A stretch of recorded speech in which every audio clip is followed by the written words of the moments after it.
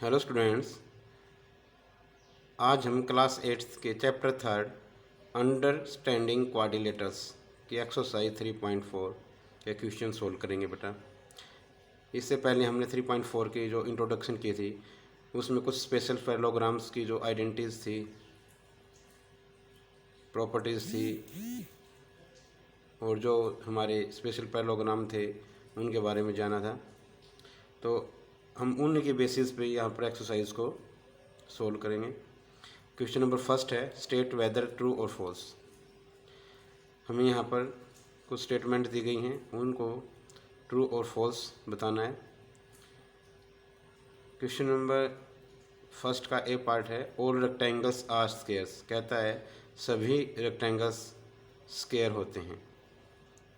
ऐसा तो नहीं होता बेटा। इंट्रोडक्शन में क्या जाना था कि जो स्क्वायर होते हैं वो सभी स्क्वायर रोम्बस भी होते हैं और रेक्टेंगल्स भी होते हैं। ठीक है बेटा, लेकिन रेक्टेंगल्स स्क्वायर नहीं हो सकते क्योंकि स्क्वायर के सभी साइड इक्वल होती हैं, बट रेक्टेंगल्स की सभी साइड इक्वल नहीं होती।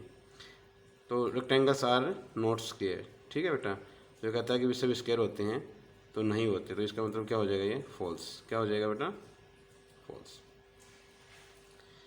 All rhombuses are parallelogram. कहता है सभी रोम्बस पैरेललोग्राम होते हैं, बिल्कुल, क्योंकि ये रोम्बस क्या है, पैरेललोग्राम की एक टाइप है। ठीक है, एक प्रकार है ये पैरेललोग्राम का। तो ये क्या हो जाएगा, हमारा ट्रू हो जाएगा। ओके।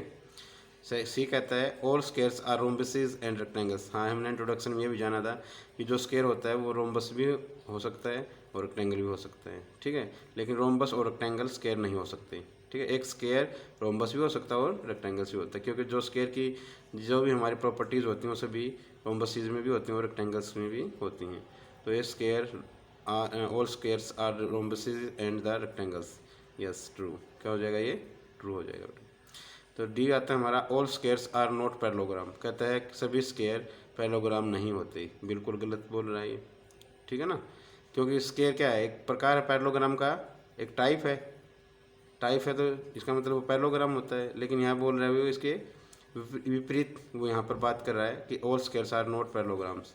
तो ये गलत कर रहा है, कह रहा है, तो हम क्या करेंगे, इसको फॉल्स करेंगे। ओके बेटा, तो क्वेश्चन फर्स्ट हमारा जैसे हमने इंट्रोडक्शन में जाना था उसके आधार पर ये सभी के हमने आंसर यहाँ पर दिए। तो क्वेश्चन नंबर सेकंड है हमारा, identify all the quadrilaterals that have.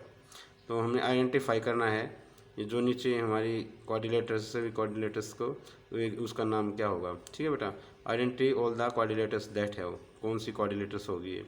First कहता है four sides of equal lengths. कहता है जिसकी चारों साइड इक्वल हों।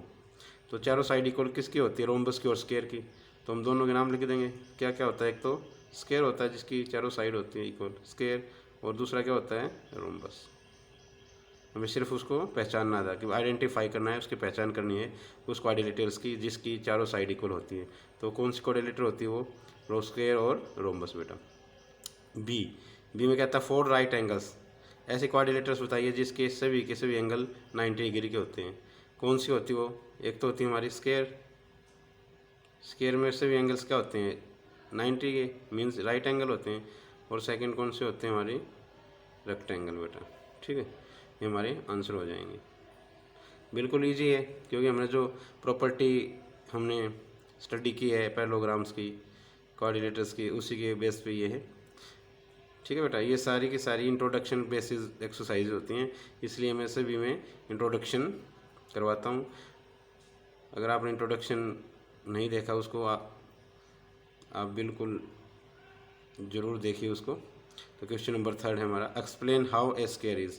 कहता है एक्सप्लेन कीजिए कि एक स्क्वायर, ठीक है, हाउ ए स्क्वायर इज़, वो स्क्वायर एक क्वाड्रिलेटरल कैसे है। ठीक है ना, पूछा उसने, रीजन दिया, रीजन पूछा है।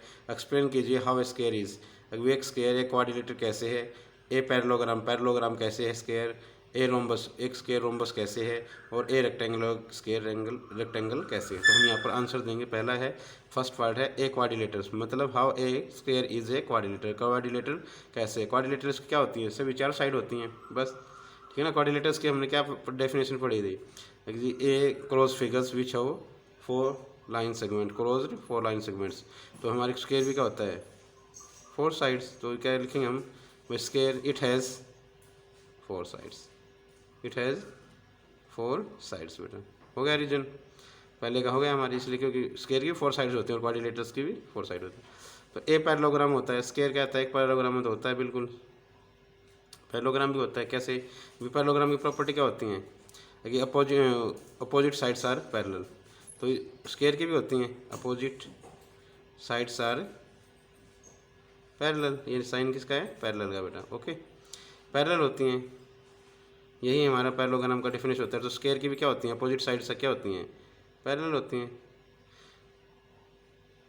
सेकंड है पैरेलल एंड इक्वल लिख देते हैं, ठीक है, parallel and equal in length, equal in length ये होता है, दोनों की होती है। स्क्वायर की भी यही होती है पैरेललोग्राम की, तो एक स्क्वायर क्या होगा, पैरेललोग्राम भी होगा। तो फिर कहता है how a square is a rhombus, कहता है स्क्वायर एक रोम्बस होता है, बिल्कुल होता है, क्योंकि स्क्वायर की चारों साइड क्या होती है, इक्वल होती हैं, और रोम्बस की भी सभी साइड क्या होती है, इक्वल्स।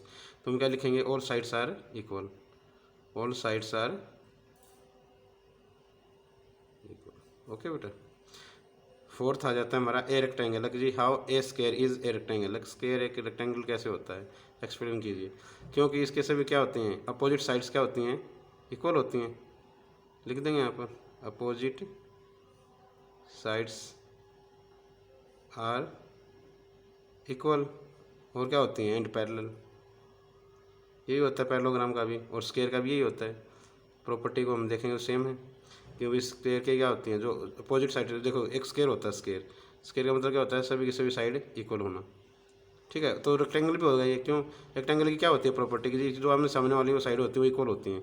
तो स्क्वायर में भी तो होगा, जब सभी साइड इक्वल हैं तो ऑब्वियसली है ये कि जरूरी है कि ये सामने की भी क्या होंगी, इक्वल होंगी, और ये वाली भी इक्वल होंगी। तो एक रेक्टेंगल भी यही होता है। तो अपोजिट साइड सारी इक्वल एंड पैरेलल, तो पैरेलल भी हैं, तो क्या हो जाएगा, तो एक स्क्वायर भी क्या हो गया कि रेक्टेंगल होगा। ये हमारे हमने एक्सप्लेन किया है यहाँ पर, ओके बेटा। तो ये हमने यहाँ पर 3 क्वेश्चंस सोल्व किए हैं एक्सरसाइज 3.4 के, ओके बेटा। Thank you watching the video.